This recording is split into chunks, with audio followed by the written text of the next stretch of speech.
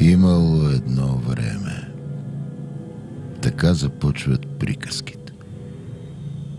Но тази приказка е различна. Зловеща, призрачна, мрачна. В нея има болка. Много болка. В нея има потоци кръв. Пролята човешка кръв. Погубени животи. Разрушение. Сираци. Вдовици. И обезумели от мъка майки, оплакващи синовете си. Агония. Това е подаръкът на войната.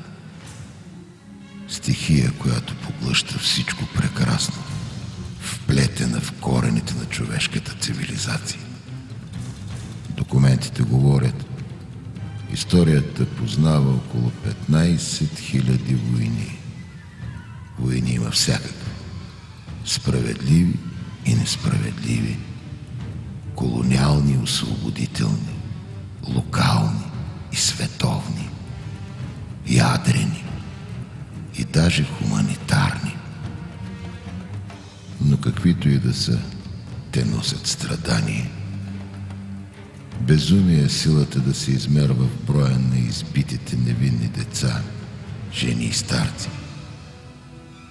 Безумие е гибелта на младите животи, воювали някога и някъде. 20 век остава в съзнанието на Европа като един от най-големите и страшни кошмари. Историята написва мрачните страници на Първата световна война 1914-1918. Над 70 милиона войници, от които 60 милиона европейци, са мобилизирани в една от най-тежките войни в човешката история. Повече от 15 милиона души са убити, което прави Първата световна война една от най-смъртоносните. Война, оставила след себе си разруха, болка и безмерно човешко страдание.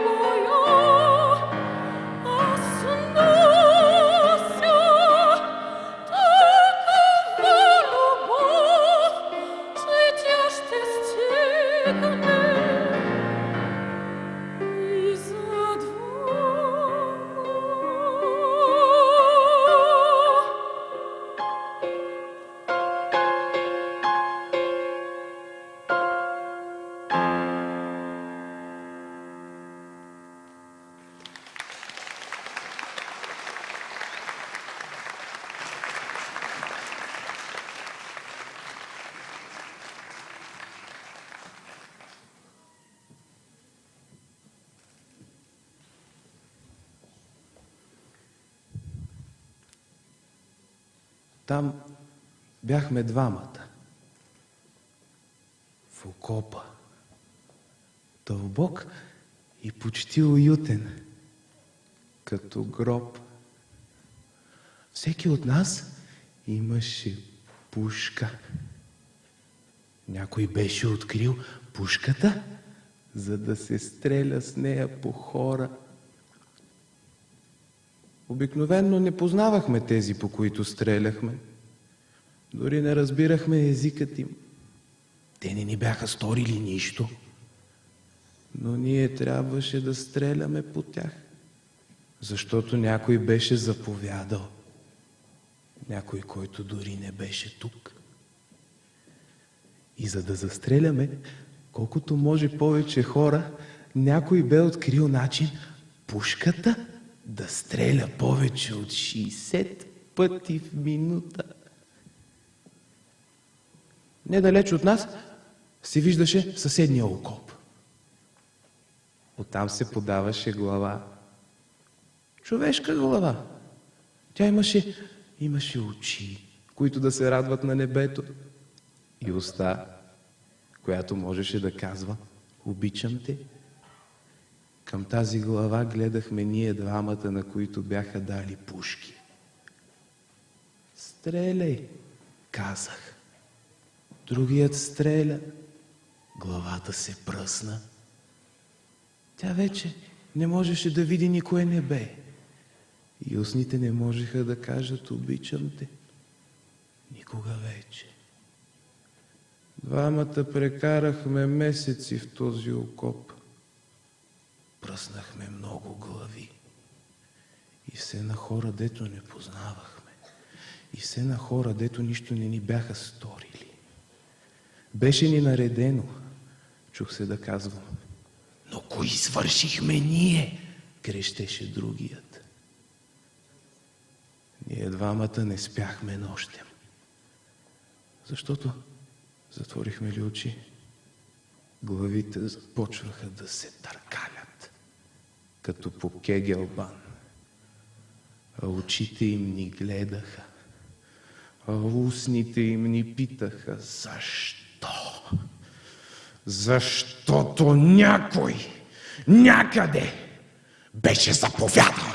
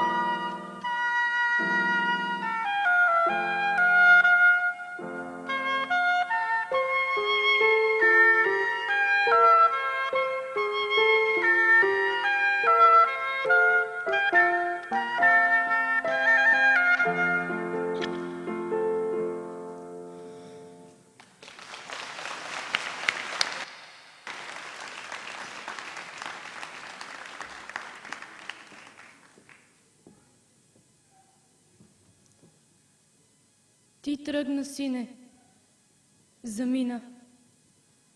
На България те харизах. А аз мисля деня и нощя, ще те видят ли очите ми, ще те прегърнат ли ръцете ми, ще възкръсне ли душата ми, ще те дочакам ли? Да знаеш от майка си, сине, заклехте. Не знам за добро ли, за зло ли, на Самуил слепите войни, в бесилото на апостола, в онова писмо с кръв написано, в сълзите на прокудените.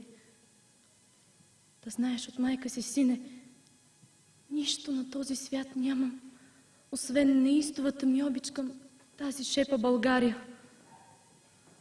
Орисахте с тази любов да ходиш денем и нощем и да не те оставя. Любов до живота, сине. Любов към България.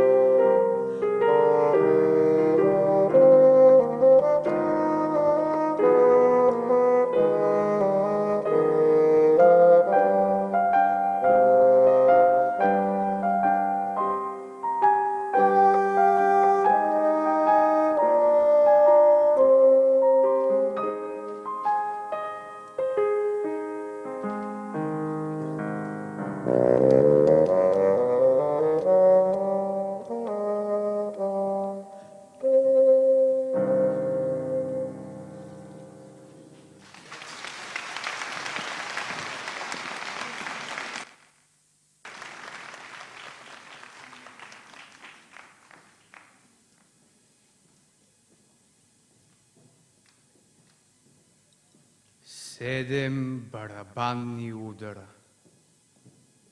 7. Всеки път, когато България си спомня, всеки барабанен ек е ехо от славна битка, в която победител е несломимият български дух. Българската войска винаги е била стихия. Доказва го историята, написана през вековете от българските войници. Онези мъже с България в сърцето. През 1912 година достолепният вестник Таймс констатира: в източна Европа се роди нова военна сила, която дори великите сили не могат да удържат. Това е армия Ураган. Сливница, Одрин, Дойран, Драва, Тутракан, победи, победи и пак победи! Годината е 1936. В Лондон се провежда среща на ветераните от Първата световна война. Генерал Владимир Вазов е поканен в знак на почит и уважение от своите противници. На тържественият парад присъстват 3000 военни и 200 бойни знамена. При появата на нашата делегация фелдмаршал лорд Милн командва: свалете знамената. Минава генерал Вазов, победителят от Дойран.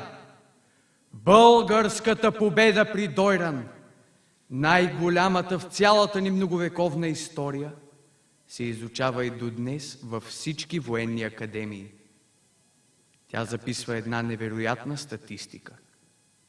Близо 70 000 убити от Антантата срещу по-малко от 500 загинали българи. 7 дивизии напълно унищожени от една. Защото всеки един български войник носи в сърцето си едно знаме – България!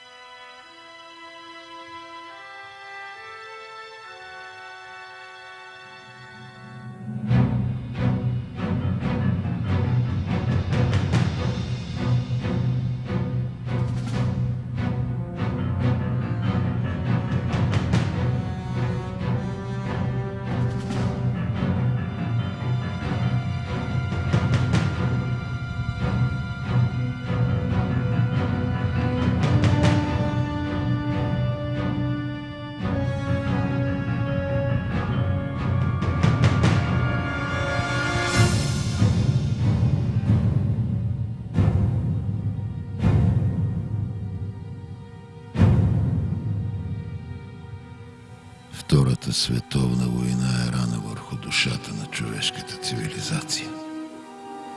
Породена от фанатичните идеи на един болен ум и благословена от безмълвното съгласие на великите сили на Европа и света, тя се превръща в най-големия срам на нашата епоха. Във Втората световна война участва 80% от населението на Земята. Бойните действия се водят върху територията на 40 държави. Човешките загуби възлизат на около 50 милиона души. Преките военни разходи на 1117 милиарда долара. Наред с тези жертви и материални щети, тази война е виновна и за изгубените наследства.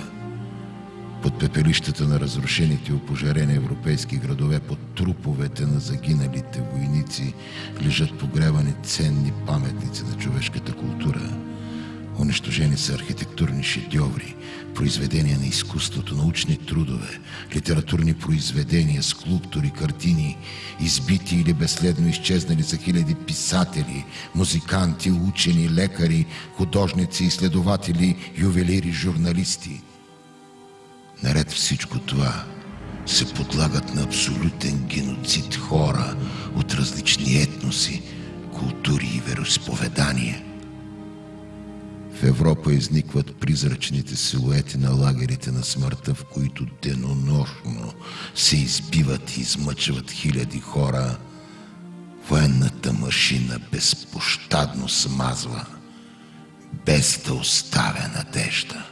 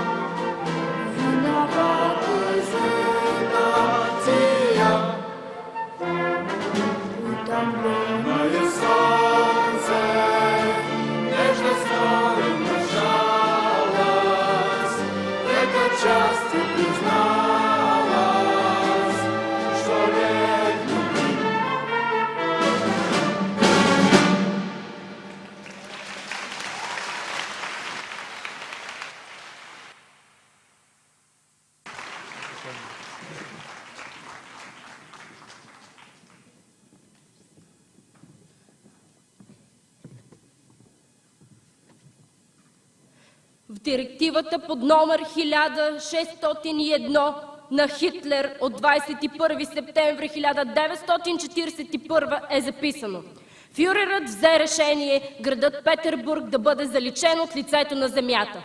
В тази война ние не сме заинтересувани от запазването на каквато и да е било част от населението. И започва изписването на най-ужасяващата страница от историята на Великата Отечествена война. От историята на руския народ. 900-те дни блокада на Ленинград. Мъртва желязна хватка. Превърнала го в град концлагер за почти 1 милион от своите жители. Град мише на 611 дни за стотиците немски самолети, сипещи снаряди, сеещи смърт навсякъде. По всяко време руини, пожари, сковаващ студ месеци наред и глад. Див и жесток. 125 грама дажба на ден хляб, супа от кориците на книгите, захар премесена с пръст, машинното масло и безират храна, гонеща смъртта със сетни сили, вода с разтопеният сняг и нева, носеща хиляди трупове. Пътят на живота през Ладожкото езеро, единствената връзка със света, донася минимални количества провизии, често унищожаване от враждебния обстрел. Смърт, смърт и пак смърт!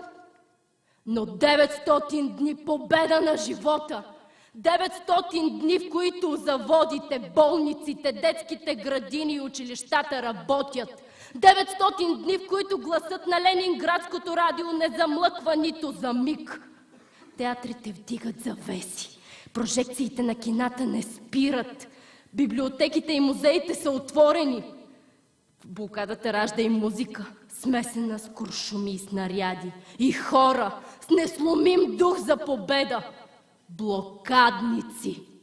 С тази дума в Русия е описано всичко. Тези хора са преживели ужаса. Те са видели смъртта, но са устоили. В тях няма гняв, няма омраза. Има само страдание и дълбока, тиха болка. Болка, пред която свеждаме глави.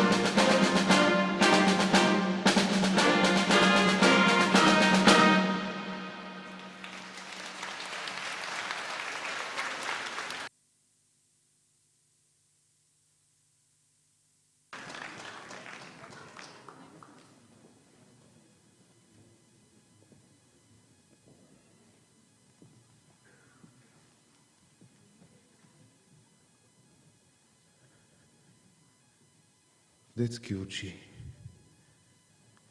ужасени, без сълзи.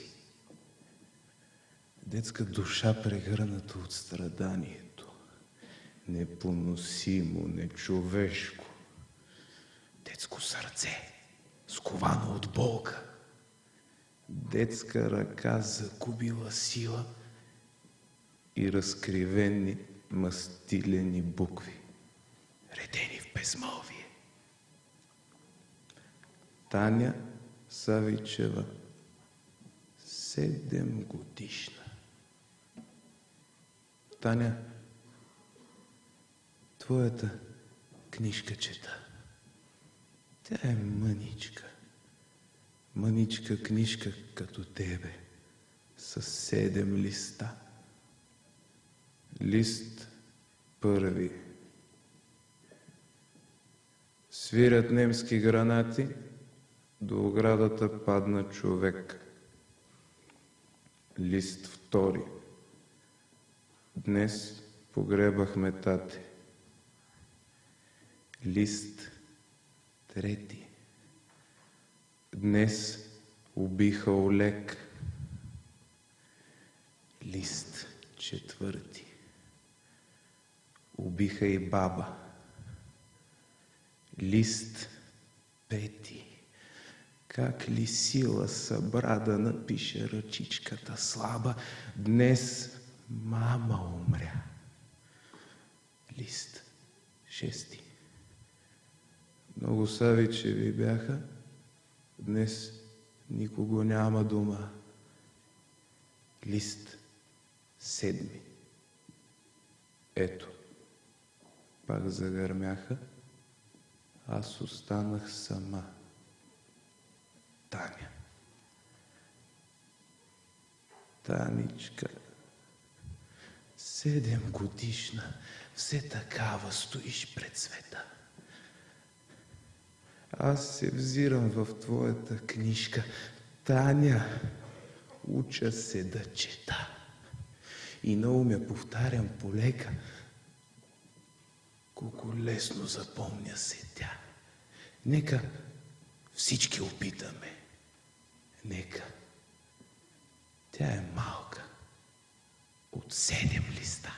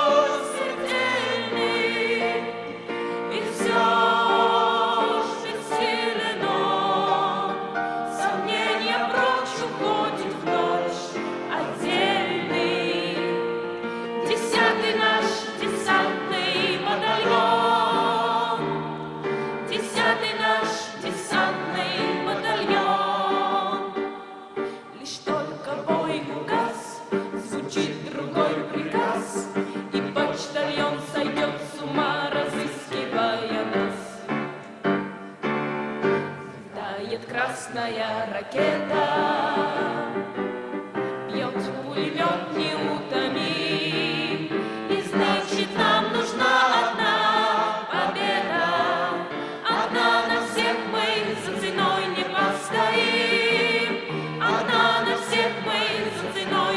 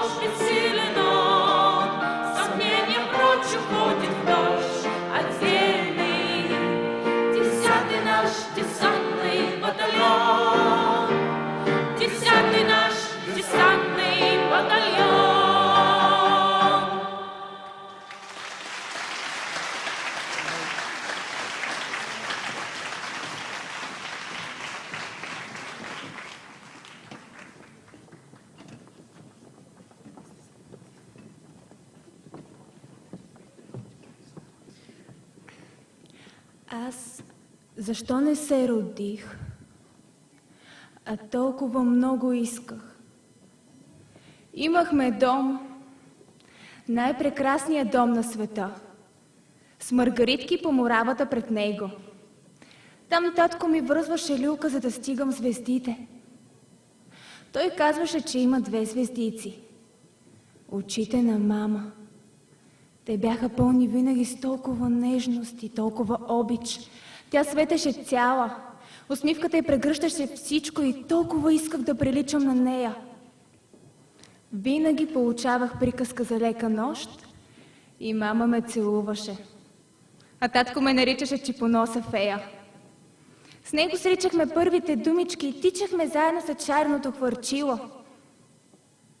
Той беше моето слънце.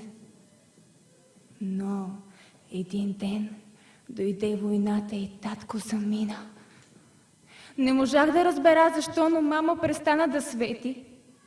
Очите й помръкнаха и в тях заживяха сълзите. Погледа й все към вратата. Помня, беше пролет, цветопад. Донесоха писмо за мама. Тя стоеше безмълвна, бездиханна. Мачкаше белият лист в ръцете си и постоянно повтаряше защо. Тогава разбрах. Аз нямаше да се родя.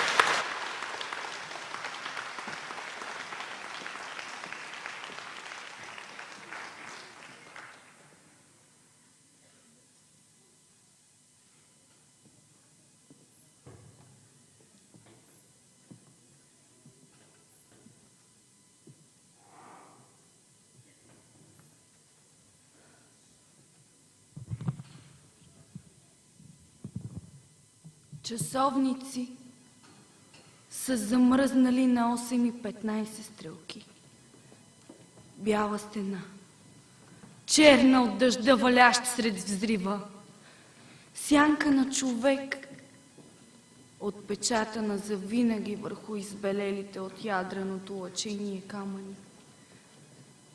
Огънати стъклени бутилки, но не като бутилките на Дали, а истински, моделирани от милионите градуси. Снимки на оцелелите, ходещи овъглени мумии, останали завинаги жигосани с шарките на кимоната върху кожата си от гама лъчите. В утрото на 6 август 1945 американски бомбардировач Енола Гей хвърля над японския град Хирошима атомна бомба, наречена Малчуган, с 50-килограмово ядро от уран. Целта е избрана не случайно. Град с военна индустрия, многохилядно население, заобиколен от хълмове, което ще фокусира ефекта от бомбата.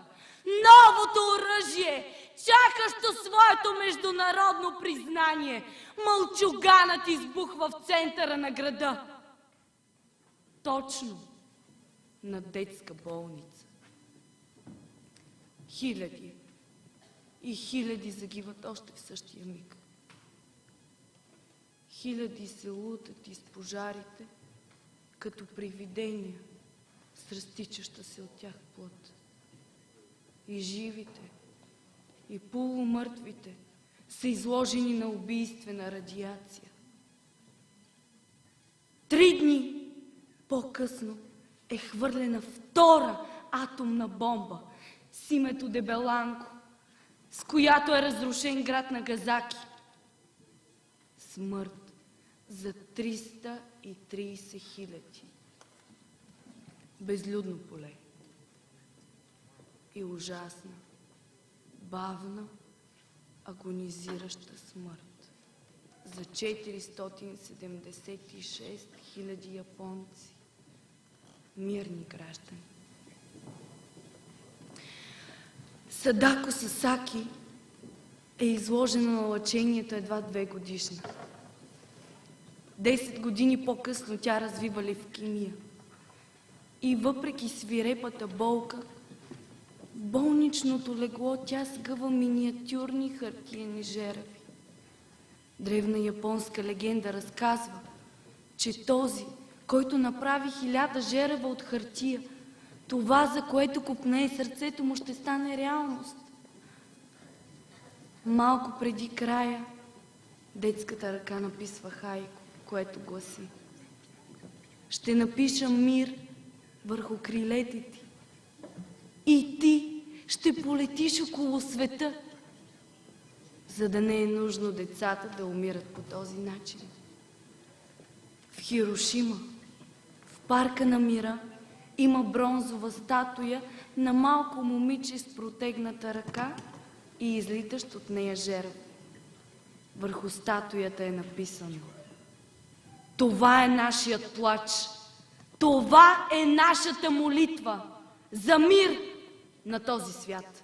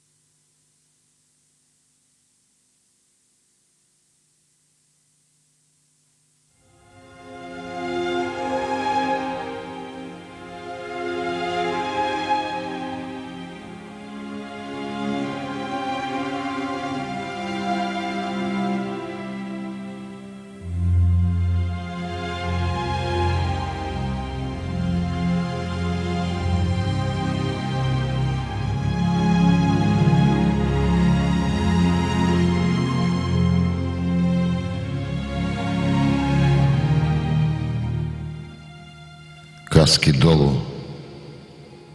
Каски долу! Войната свърши. Ротите са разпуснати.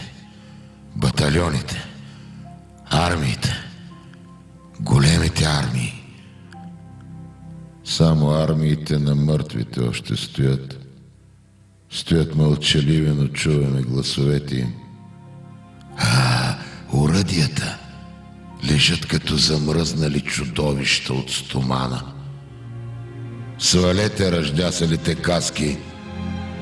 Войната свърши. Никога вече няма да се строяваме, когато тръбата изсвири, и няма да отговаряме тъй вярно, когато някой изреве. Оръдията замлъкнаха. Песента на профучаващите танкове свърши. А песента на Еделвайса не ще запеем никога вече. Еделвайсът изгни от кървавите песни. И никога вече няма да изпитваме онова безумно, изгарящо усещане преди влизане в бой. Никога вече няма да изпитваме и такова щастие, че редом с нас има някой друг, че той е топъл, че той е тук и тънаника нощем при настъпление. Никога вече няма да изпитваме такова циганско щастие от парче хляб, 5 грама тютюн и наръч сено, защото никога вече няма да маршируваме заедно, защото от сега нататък всеки ще марширува сам. Това е хубаво, но е трудно. Да го няма другия, който чува всичките твои мисли, и ако нощем на някого му се доплаче, вече може да плаче и вече няма нужда да пее от страх, но ще ни навестява старото войнишко пеене с продрани гърла, ужасен мъжки хор, който пее в самотния сумрак на бункерите и окопите, мъжествен мъжки хор, героична мъжка песен, свиреп войнишки рев с хълцането в сърцата.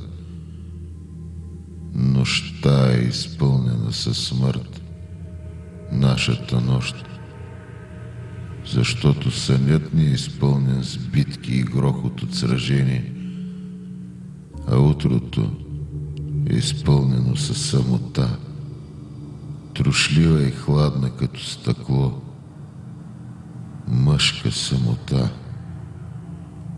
защото загубихме майките си при безнеещите оръжия, загубихме любими и деца, загубихме себе си. И не вярвайте, че войната ни направи твърди или сурови. Напротив, ние носим много и много восъчно бледи, тежки като света мъртъвци на слабите си плещи. И никога сълзите ни не са били така много и така горчиви, както сега. Но ние ще намерим сили и отново да обичаме, въпреки пепелта на страданието, овъглената вяра, погубеното доверие и разрушената любов. Ние искаме да обичаме големия вятър, нашия вятър, който все още пее в гората, и слънцето, и звездите, и любовта. Ние с ръждясалите каски и загубените сърца тук, на този свят, днес искаме пак да обичаме.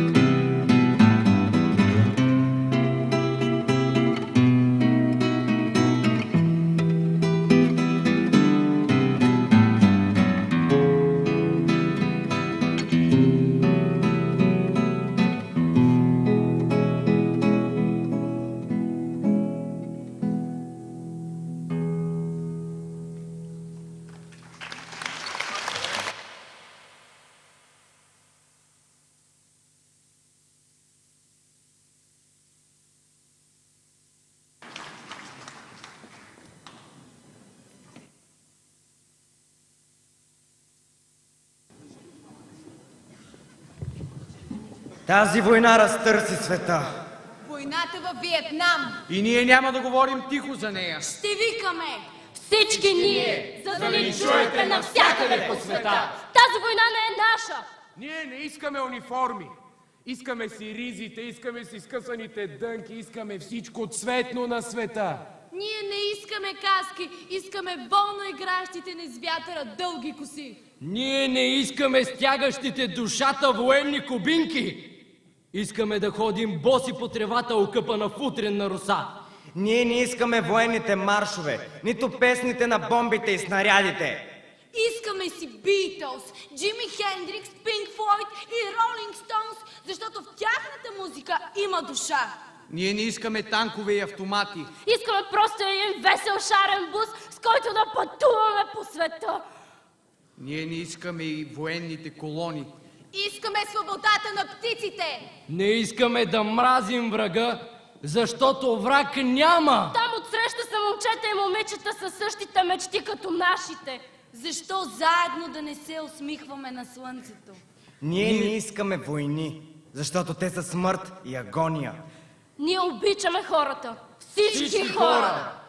Родени сме на този свят И имаме правото да бъдем щастливи. Аз... Ти! Ние всички! Независимо какъв цвят е кожата ни и как наричаме своят Бог. Хора! Приятели от целия свят! Правете любов, а не война!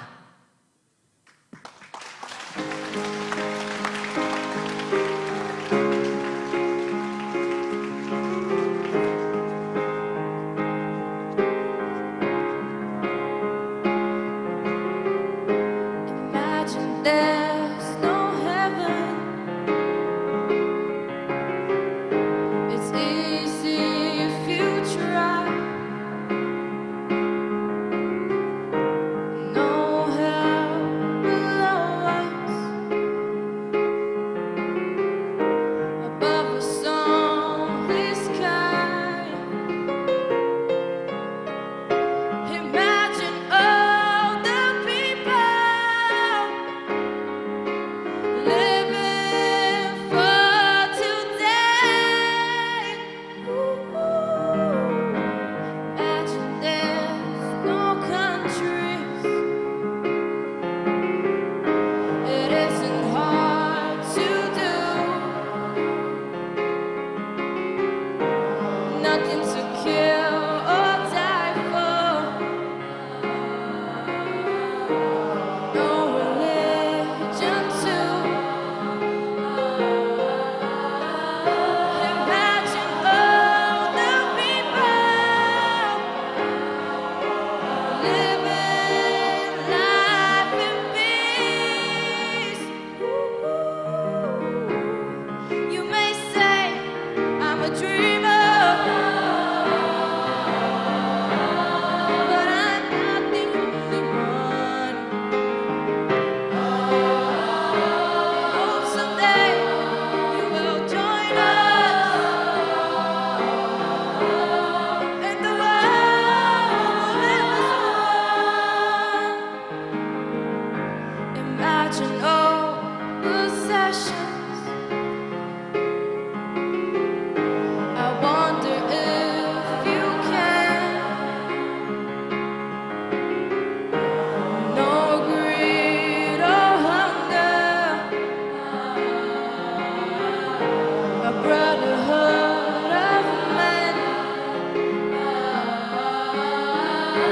Imagine all the people living for today. You may say I'm a dreamer, but I'm not the only one. I hope someday you will join us, and the world will live as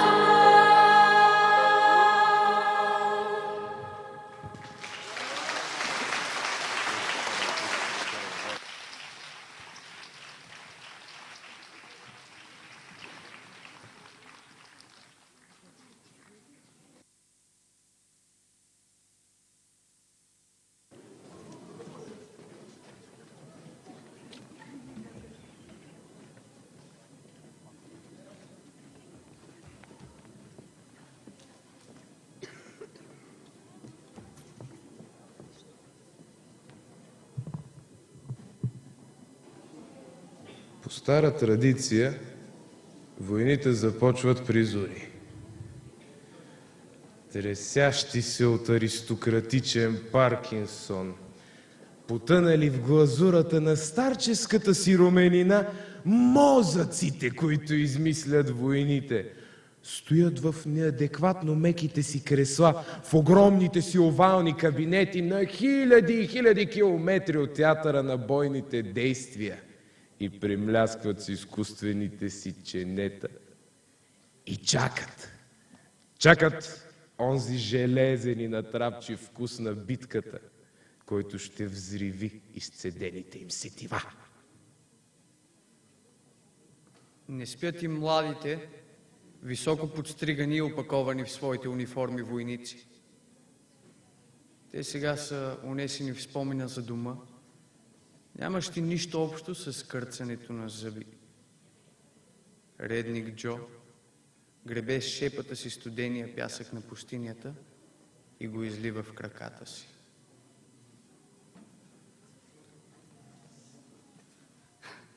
Той е млад. И не познава още истинската любов.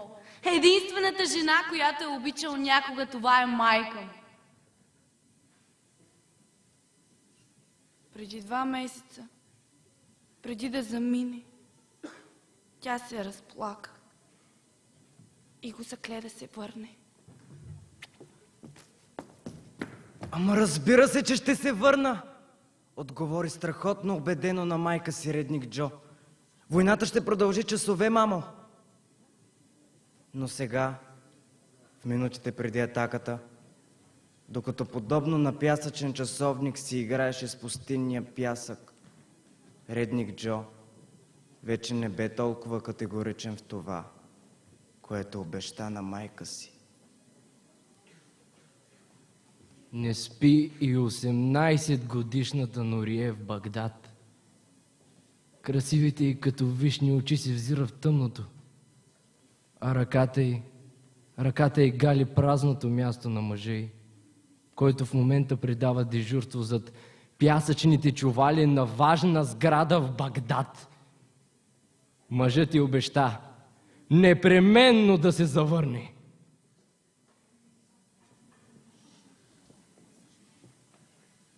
Войната започва само след 5 минути.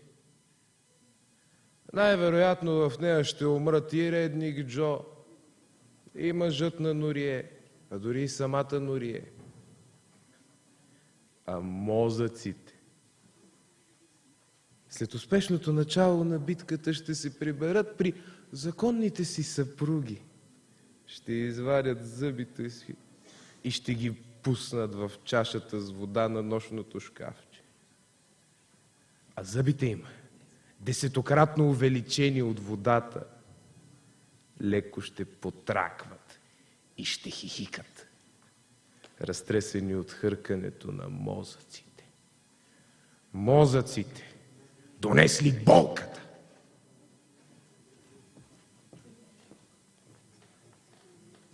Войната в Ирак трае 2 месеца – март и април 2003. Но на практика от тогава до сега събитията не са преставали. Предполагаемият брой на жертвите наброява повече от 1 милион. Събитията в Сирия траят вече 2 години. Жертвите са над 100 000. 7 милиона са напуснали домовете си. 50 000 са жертвите през войната в Либия. В Югославия 110 000 губят живота си. 1 милион и 800 хиляди губят домовете си. Войната в Афганистан. 3000 загиват.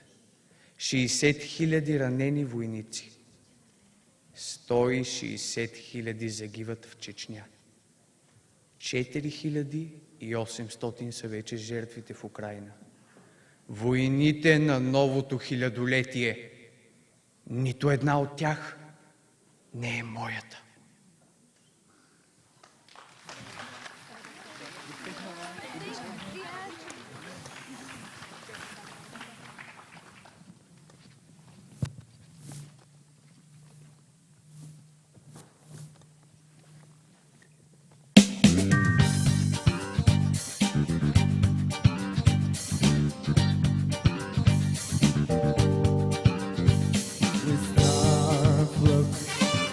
That's why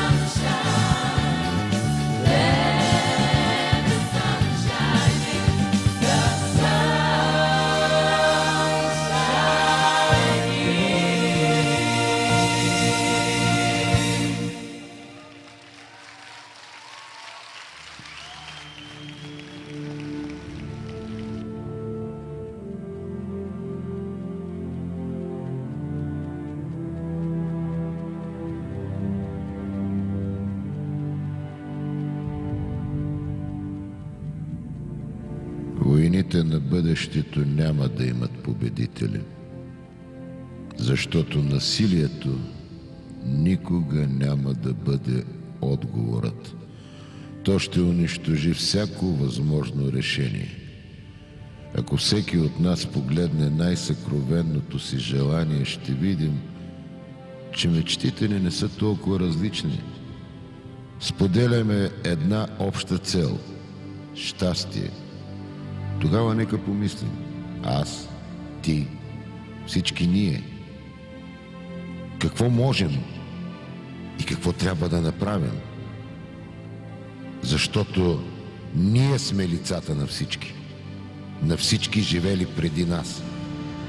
А сега е наш ред да поемаме рискове, да действаме. Защото животът не е филм. Сценарият още не е написан. Ще го пишем ние. Това е моята история, твоята история, нашата история. Защото утре зависи от нас.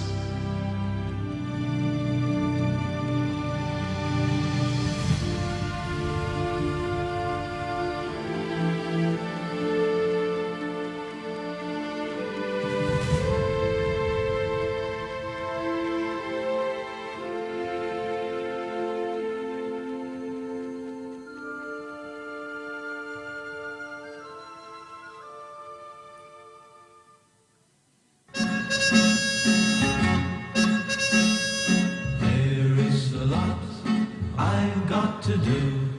There is a world out there waiting. I'll bring the world right back to you, for you're the whole world to me. In my liberty zone, may there always be blue skies. If toujours ces moments où всегда буду я.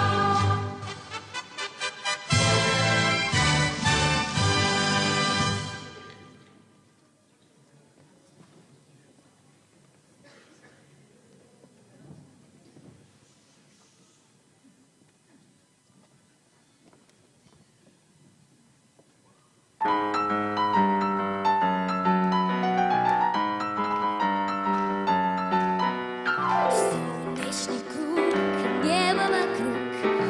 Это рисунок мальчишки. Нарисовал он на листке и подписал в уголке. Пусть всегда будет солнце, пусть всегда будет небо, пусть всегда будет мама, пусть всегда буду я. Пусть всегда будет солнце, пусть всегда будет небо, пусть всегда